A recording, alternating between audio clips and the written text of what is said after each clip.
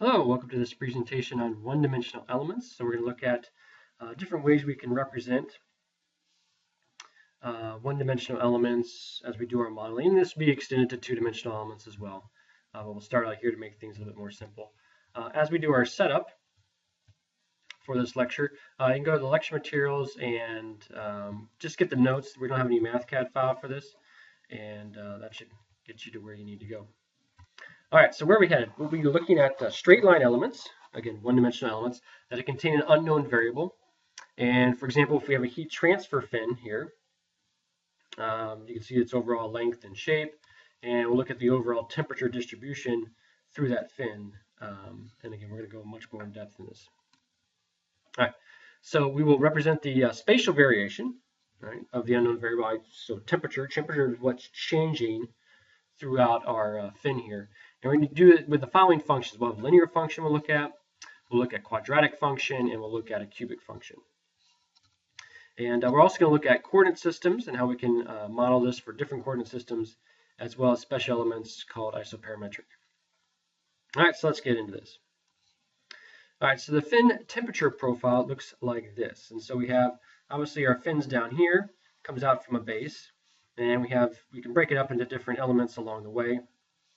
Sorry, different nodes, and then from those nodes create different elements.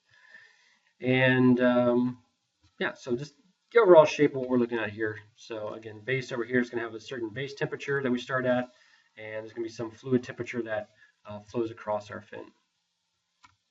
All right, so let's work here now just at linear elements. So we got basically mx plus b, or in this case, ax plus b.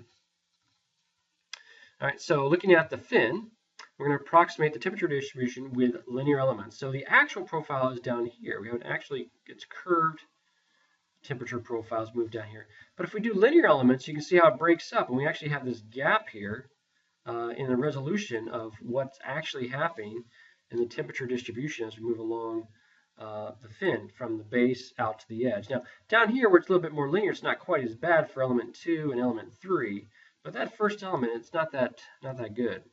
So one way we can work on this is we can have more elements. More elements is more accuracy, but it also takes us more time. Not just us if we're doing calculations by hand, but also if the computer is doing calculations. And if it's a relatively small amount more, then we won't notice it. But as we get to bigger models, it will matter.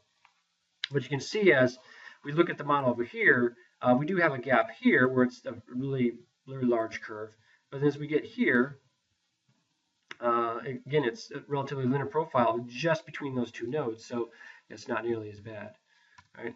So overall, elements don't need to be the same length. So when we have this relatively strong gradient, large curve that's happening in this area versus down here where it's relatively flat, we could just bunch in a bunch of nodes and elements in this area and then have less in this area. And that's one thing we'll look at as we get further in this course as a nice strategy to help deal with and make sure we're seeing the full picture of what we're analyzing.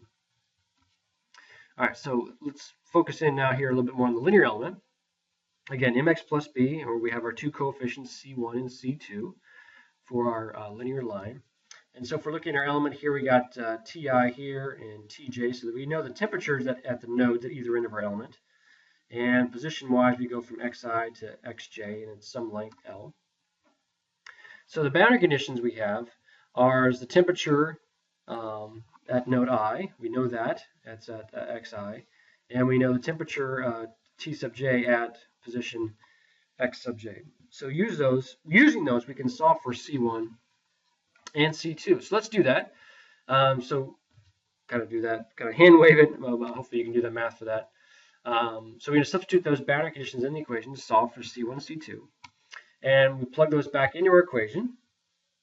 And so we get our C1s here, and we get C2 here. And now we're going to solve for, or locate, rearrange, so we get Ti by itself and Tj by itself. And hopefully you're seeing a trend here from what we've done before with axial elements.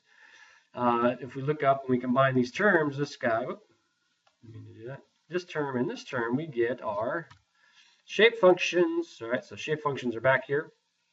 And noting that the denominator here, xj minus xi, is really just L. We'll substitute in for that to clean things up a bit.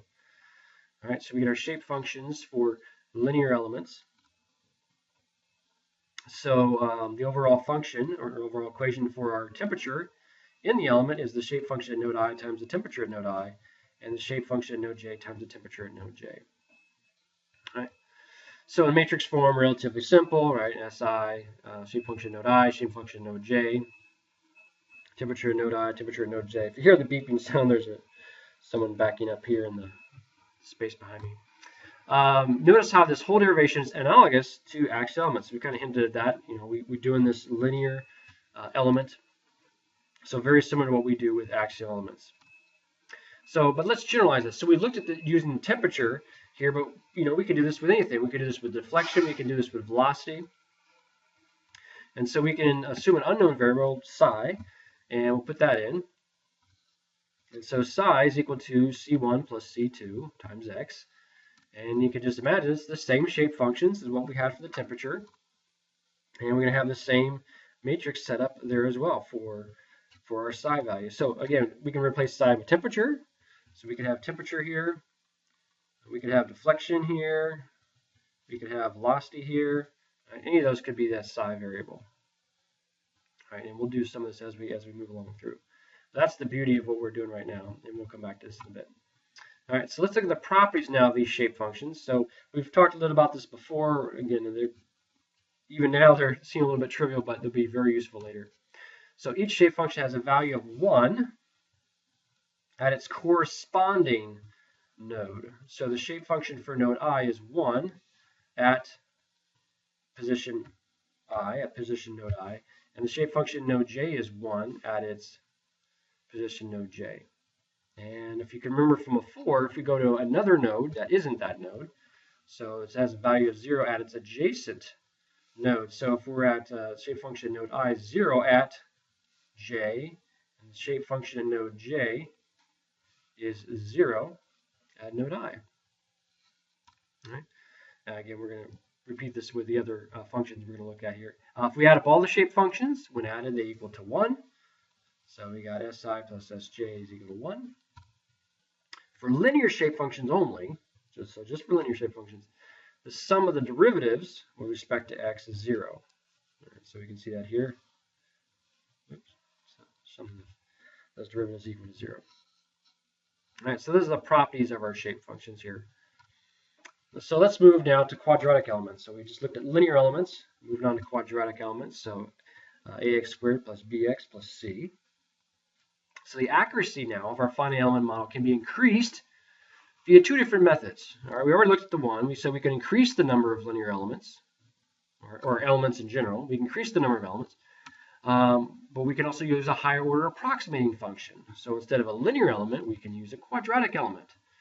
All right, so let's look at the heat transfer fin again, and we're going to look at the temperature distribution using quadratic elements. So 1D quadratic elements require 3 nodes to define the element. So we need 3 boundary conditions for the 3 unknown coefficients. So let's look at that here. So here's our fin. So we have element 1 is made up of node 1, 2, and 3. And element 2 is made up of node 2, or 3, 4, and 5. So obviously they share node 3. And they're both made up of 3 nodes. So here's our quadratic element. And again, so we have position I, or node I, j, and k. K goes in the middle. So we still maintain I and j's position at either end. And k is the node we now call, and we put that one in the middle. And so now you can see how it helps to define that temperature distribution a little bit better. Instead of using linear elements, we have this quadratic element. All right, so node k is located in the middle of the element. And k is, so k is located in the middle. So we do have L over 2 here, not just some random values. It's actually L over 2, so 1/2 the length. All right, so we're going to approximate the temperature as a quadratic function. We have our boundary conditions. We know the temperature at node I, so position in j at j, and we know temperature at node k at k.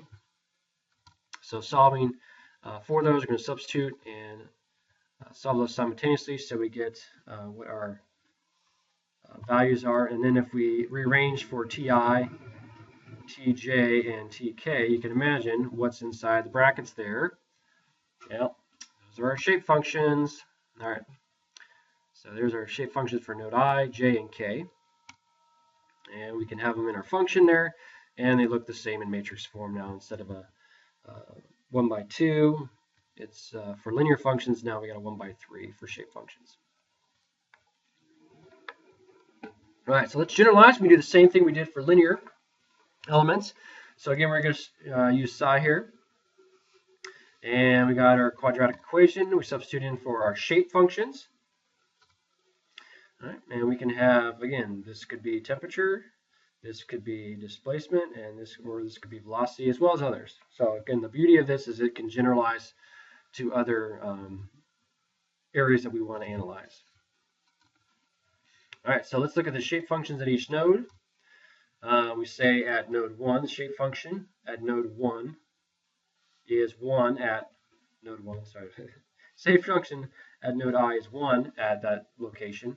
Shape function for node J is 1 at node J. And shape function for node K is 1 at node K. All right.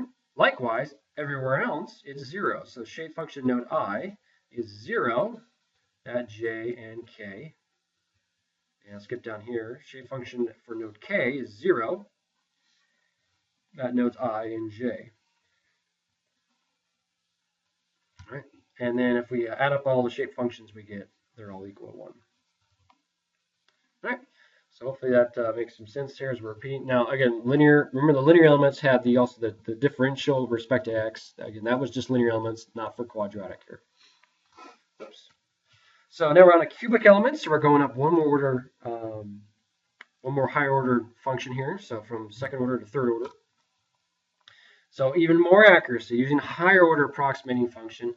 So we're going to approximate our temperature distribution now with cubic elements. So we got one-dimensional cubic elements require 4 nodes to define the element. And so we're going to need 4 boundary conditions. But here we go. Element 1 is made up of nodes 1, 2, so I say element's made up of nodes 1, 2, 3, 4.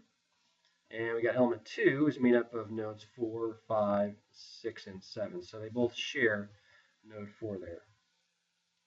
All right.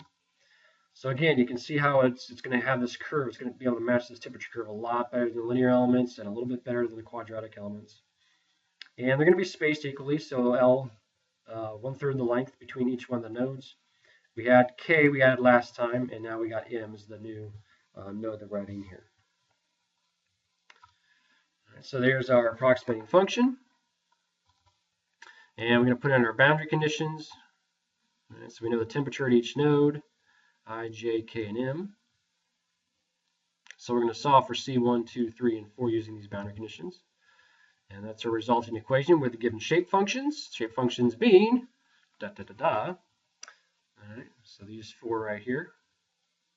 So the thing to note here, so this is shape function node I. Notice that we have J, X at node K, and X at M. We don't have it for I. So that's kind of the pattern here. We got J, I, K, and M, etc., etc. So again, it's the overall temperature in the element. Any location X, we can figure out what the temperature is in the element. So again, generalizing, we can look at our psi variable here. So psi, cubic function. There's all our shape functions, and then the resulting matrix form of that. Again, we could do this for temperature, we could do this for displacement, and we could do this for velocity. All right, so again, our shape functions still give us the same properties. So we have shape function for node I is 1 at that I's location, and J at is 1, shape function for node J at the J location. All right, and if we go anywhere else, so the shape function node I is 0 at J, K, and M. And skipping here, shape function node M is 0 at I, J, and K. And if we add up all the shape functions, they'll equal 1. All right, so all the same properties match out there. So let's look at this Lagrange interpolation functions. So even higher order approximating functions. So we looked at linear, we looked at quadratic, we looked at cubic. So if we want to go to even higher order functions, they can be much more cumbersome and difficult to obtain the shape functions. All right, but there's the Lagrange method that makes it a lot easier, saves us from solving for C1, 2, 3, 4, etc. by using simultaneous equations. Instead, we directly write shape functions by multiplying several several linear functions. All right, so here's the general Lagrange polynomial formula as for creating our shape functions. So if we wanted to get a shape function, say at shape function node k, this is how we do it. So this symbol right here, psi, is a capital psi, is capital psi, is for basically it does the same thing as the summation, but it does it for multiplication. So it's going to multiply each one of these. So you can see what it looks like over here as we do it. So if we take x minus m, and so we're doing from m is 1, starts at 1, and goes to n, whatever n value is. So you can see it starts at 1, 2, etc., till you get to n. We omit x minus k. We omit x minus k. So why do you think we omit x minus k? Well, if we put in x at x sub k, so because we're looking at the shape function node k, if we put in, if this becomes the value at xk, then you can see that how it would be 0, and it would take out the whole numerator. Same thing here in the denominator. We're going to do x sub k, or x at node k, minus the global location of node m, and we're going to omit the point here where it's going to be 0 again. All right, so hopefully it makes sense why they omit those two particular ones there. All right, so for an n minus 1 order polynomial, we get, that's how we solve it. So for a third order polynomial, right, n is going to equal 4. For a fifth order polynomial, n equals 6. So we have to do, n has to be 1 greater than the polynomial we want to look at. All right, so if we want to do a first order, n would equal 2.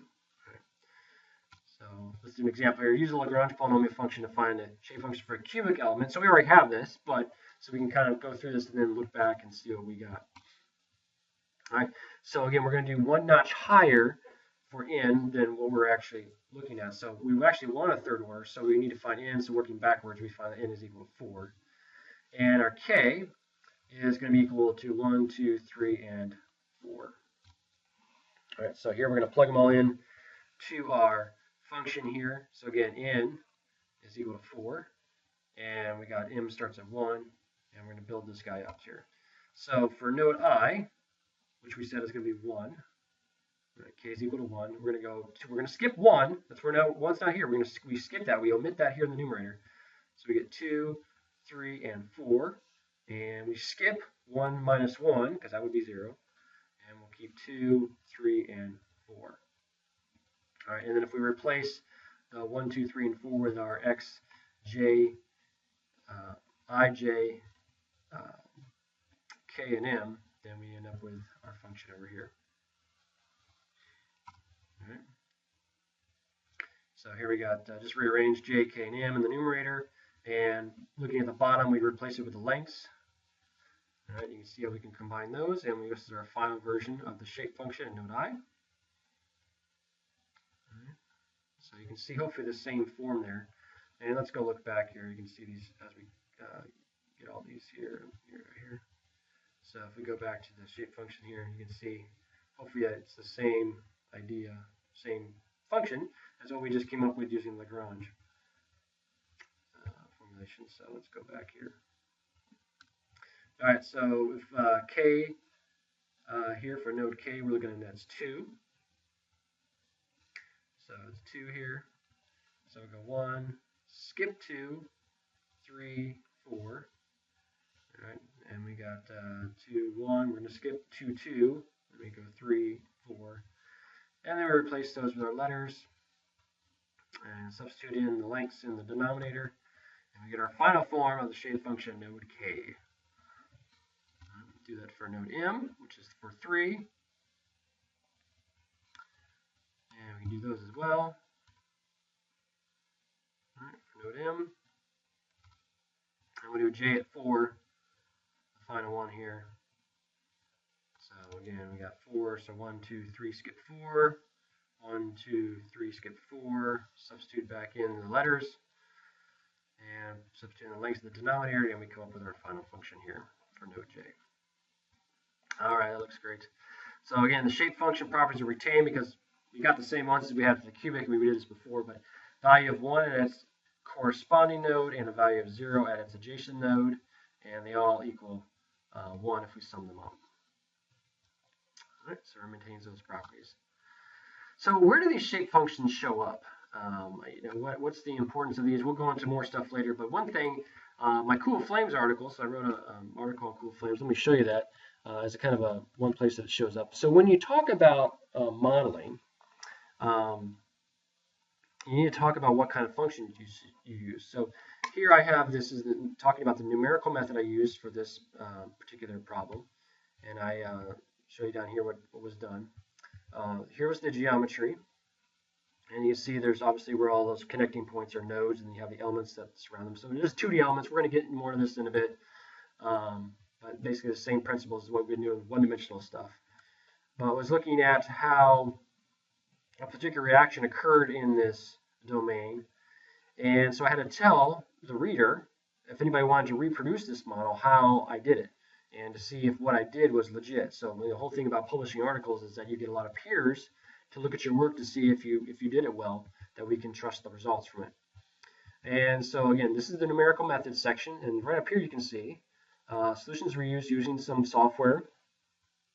The pressure field was discretized using linear Lagrange shape functions. We just looked at linear Lagrange shape functions. Well, we looked at linear elements, but they basically developed from Lagrange, right? Shape functions. All other variables, so those not including pressure field, which is the fluid velocity, temperature, and concentrations, use quadratic Lagrange shape functions. All right. So basically, people can understand when I show the results and we look at contours and stuff, how accurate were my results? Would I have linear functions between these nodes? Did I have quadratic functions that helped identify where the gradients were at? And so that was the big thing. So pressure, the field was basically consistent throughout the whole domain. Where I needed quadratic elements is that I would have large changes in temperature along this wall, because this wall was the cool part of my reaction, and the hotter part was out here in the middle. So there's a lot of gradients, a large change, rapid change in temperature from the wall out slightly into the gas that was modeled in here. And same thing with the velocity. There was a lot of velocity changes that were happening.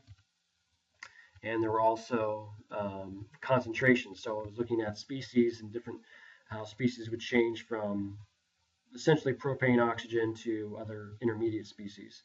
So all those things were changing. So those ones got the quadratic elements, the finer evaluation versus the linear elements. All right, so hopefully that gives you an idea about how we can use those and the value of them. All right, so let's look at global, local, and natural coordinates. So we've looked at global and local a bit. Natural is kind of a new one, and we'll talk about why the value of that is. All right, so we have our global coordinates, and so those are based on some, again, global datum point that we all measure things from. And then the local coordinates are based on where we're at on a particular element, so from the element's node. So the relationship between these two is we basically say the global coordinate is equal to the distance to that node I on our element plus the local coordinate. So if we wanted to find the local coordinate, we'd essentially take that and equals our global coordinate minus the location to our node I. All right, so we can oscillate between global and local fairly easily. So for the shape functions, obviously most of them we derived in local form. So if we just substitute now in our equation there, we can then solve that for the local form. So there's shape function in node I, again, the linear shape functions. For node J, we're going to substitute in, again, for our global coordinates and solve that for our local coordinate x. And we can notice that the overall x is somewhere between the length 0 and the length of our element. All right, so relatively straightforward there. Natural coordinates, this is a new one. We haven't talked about this yet. So natural coordinates in one dimension are basically local coordinates in a dimensionless form. Right? They simplify numerical integration. Again, we'll see that in the future. So the notation here, we're going to use xi. So lowercase xi here. And the objective is for xi, we want it to be -1 at node I, and we want it to be 1 at node J. Right, so that's what we're trying to do as we set up where xi is going to be located. All right, so here we can see kind of relationships here. So again, we want xi to be -1 at node I. and we want it to be 1 in node j. And so we're basically essentially measuring it from the middle, measuring it from the middle of our element here. And so you can see that if we look at what the actual value of xi is, we're going to take 2x over L minus 1. So let's check here for sanity's sake here. So if x is equal to 0, right, this whole term becomes 0, so we get negative 1. That's good. And if x is equal to L, right, so if we're at node j, if x is equal to L, we get 2. 2 minus 1 is 1. All right, so that works out here. And then if we want to go the other route, we want to go from xi over to x, we would use that function. All right, so at x equals 0, we get negative 1, and at x equal to L, we get 1. All right, so that's the natural coordinates. So again, natural coordinates being more of a non-dimensional measure from the middle type of analysis. So to see how our linear shape functions pan out here, we have our functions here now in local coordinates.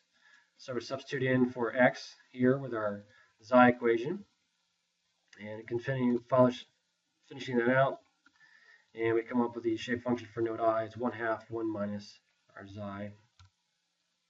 And again, here substituting in for local coordinates, our equation for natural coordinates, and finishing that out 1/2 1 plus xi for shape function node j. All right, so pretty straightforward there. Shape function properties are still retained. So if we have the shape function at node I is equal to 1 at that location, and that's where xi is negative 1. And shape function is equal to 1 at node j, where xi is equal to 1. They're equal to 0 at the other node locations, and if you add them up, they'll equal 1. All right. So what we're looking at here now is isoparametric elements. We can use the same parameters, all the shape functions, node I, j, etc., to describe several different variables, such as displacement, temperature, and velocity. So we looked at it for temperature. Here it is for displacement. So for linear elements, we have the shape function node I times the displacement node I, plus the shape function node j times the displacement node j. And we can also put it there in the natural coordinates. All right, so that's the shape function for natural coordinates. We can do it for temperature, which we've seen using natural coordinates as well. And so these are what's called isoparametric elements. Iso being constant, parametric being a parameter, so it's constant for all these different parameters. All right, which I guess I just summarized right here, right? So it's common to call it isoparametric formulation or isoparametric elements. So they can all explain the same thing. So iso meaning same, and therefore it's same parameters. So we can use this with local and natural coordinates, and it can be performed on quadratic and cubic elements as well, not just local or not just linear.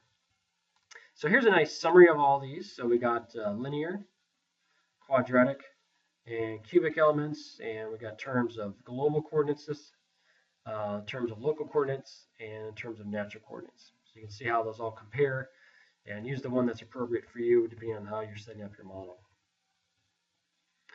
All right. So in the next video, what I'll do is I'll look at this example.